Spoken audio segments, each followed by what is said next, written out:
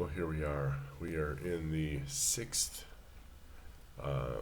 week of Lent, and today's Sunday, of course, doesn't count for those of you who gave up chocolate or something.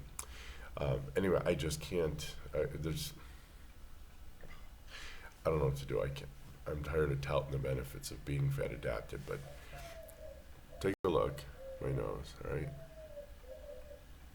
disappeared slowly. I went out without sunblock yesterday. Now, I don't know if any of you have ever lived around the 20th parallel, but at this time of year, the sun is rather high.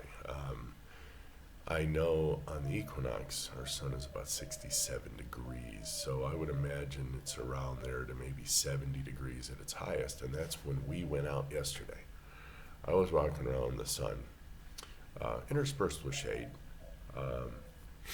for some 5 hours, right? So from high noon, literally the highest point of the sun, 5 hours.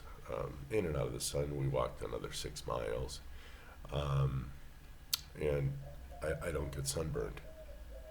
Fair skinned, yeah, like Polish, German, Irish blood, and I'm not getting burned in the sun. So I guess you can keep eating carbs if you want, but as for me, nah.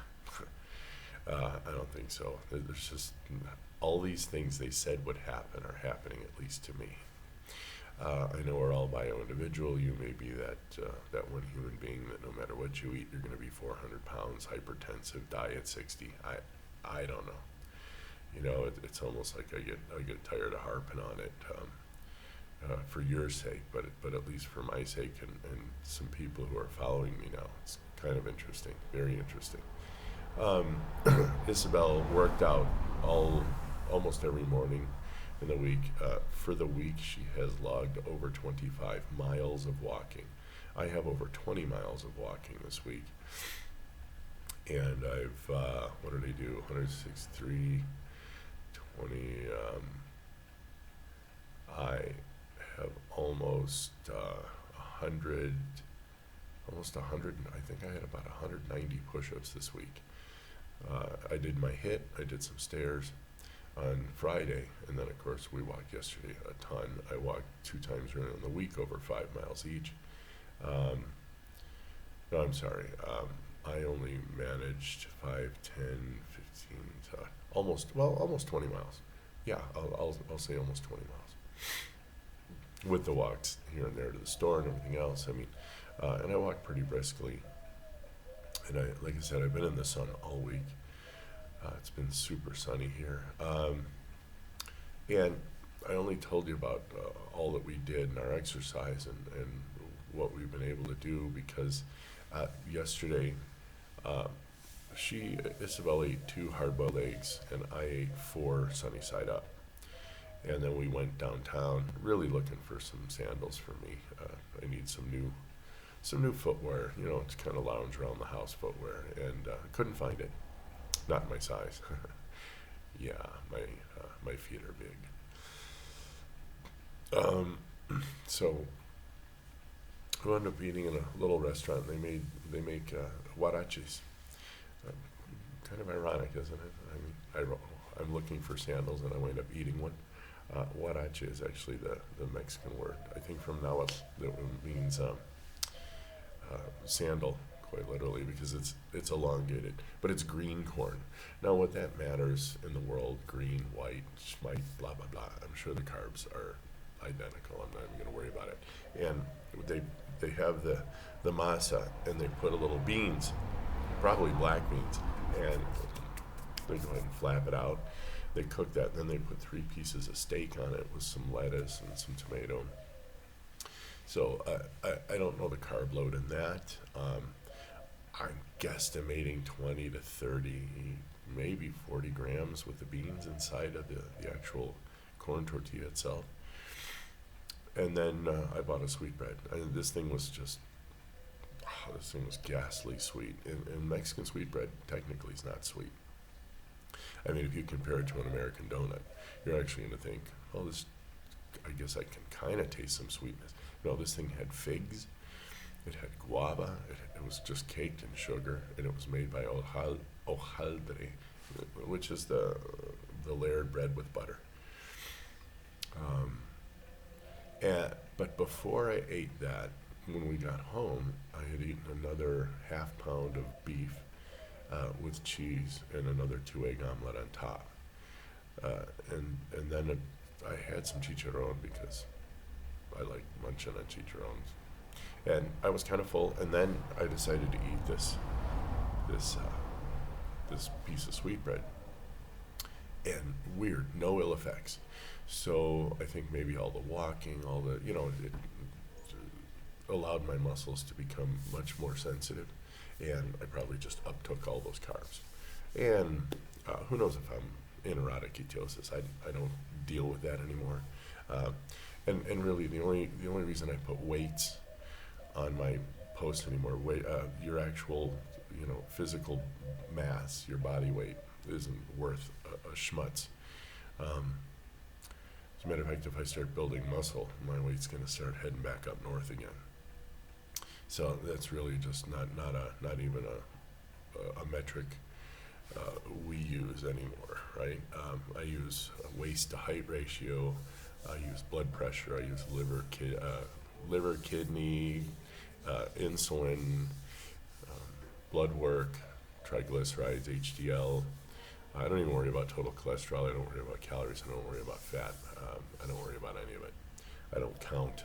I haven't counted pretty much this whole year. I just really never counted. Can I guesstimate carbs just because, for a while I was trying to keep under this and that. And since I mostly eat meat now, I don't worry about it.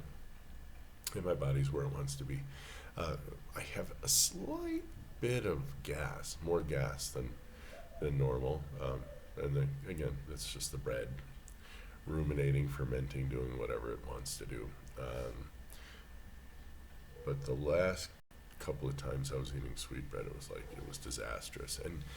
And I think the reason is if you eat a real, meat, fat, butter and eggs, before you quote unquote eat your dessert, obviously the absorption is much slower.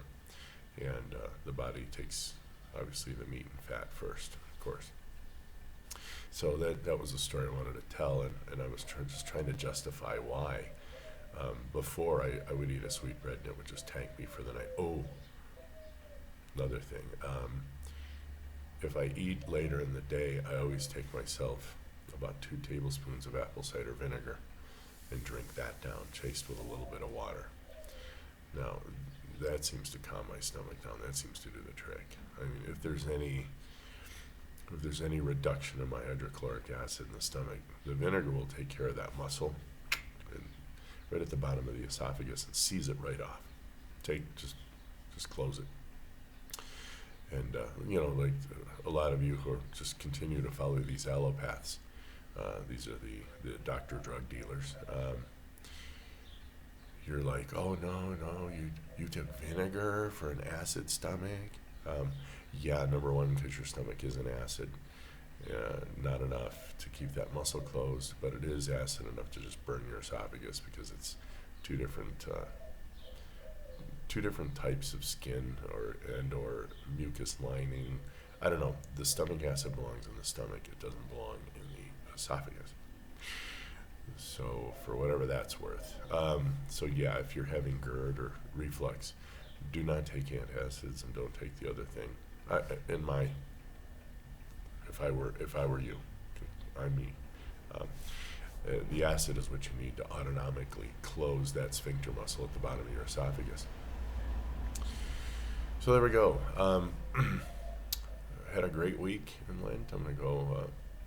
They left a bunch of dishes. I may as well just wash them. What the hell? And then I'll make my coffee and I'll sit down. And again, today's our first day of the new time change. So yay! I keep looking at a clock that isn't there because it's sitting here.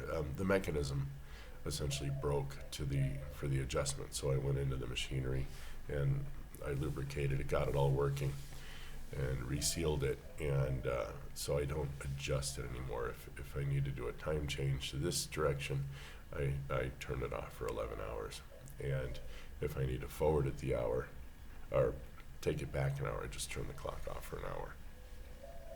So that takes care of the movement problem. Yay. It's kind of neat to be able to work on machinery and fix stuff. So I don't have a clock. So that's it. We're in our last stretch here. I'm going to go ahead and probably super duper meat load on Thursday. I think I'm going to fast all the way through Friday. And I may eat Friday night. If not, I'll just push it through to next Saturday. So it'll be a 2-day fast, which is fine. They always feel real good. I like the 2 days, believe it or not. 3 days is kind of... This last 3-day fast wasn't quite... I mean, I didn't get hungry, but at the same time, I didn't feel...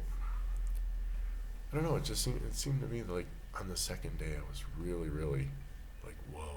Or maybe that was it. Maybe I needed that extra day. I don't know. I feel absolutely wonderful. And I mean, I'm not technically doing this for longevity. I mean, who wants to stay on this planet for any longer than he has to, right? You get to go to Jesus and get judged and all that, but I don't know.